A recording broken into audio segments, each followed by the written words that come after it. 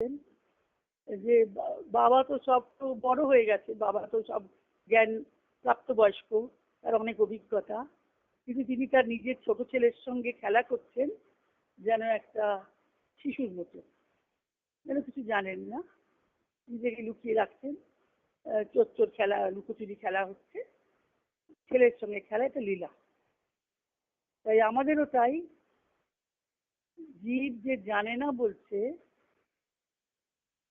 এটাও একটা এক ধরনের মায়াও বলতে পারি, লীলাও বলতে পারি।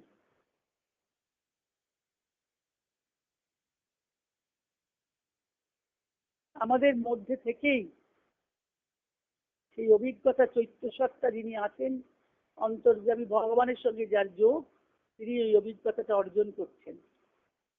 জানা না জানা, জ্ঞান অজ্ঞান দুটোকেই তিনি অভিজ্ঞতাটাকে অর্জন করছেন আমাদের মধ্যে।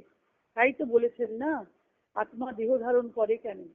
নতুন নতুন অভিজ্ঞতা অর্জনের জন্য, বিবর্তনের জন্য।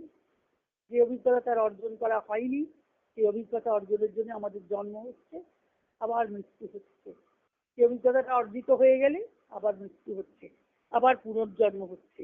তাই এখানেও বলছেন যে যে তোমার যে পূর্ব জন্মের যে এখানে 100 বছর ধরে যুদ্ধ হয়েছিল বলছেন, তাহলে পূর্ণম অব্দশতম পুরা, তোমার যে পূর্ব জন্মেরও যে জ্ঞান অজ্ঞানের যে লীলা চলেছিল সেটা শেষ হয়নি, তাই তোমার সেটা সঞ্চিত কর্মের মধ্যে সেটা নিহিত ছিল। এই সঞ্চিত কর্মকে তোমাকে এই জানবার জন্য যদি একবার বিশুদ্ধ চৈতন্যে আত্মস্বরূপ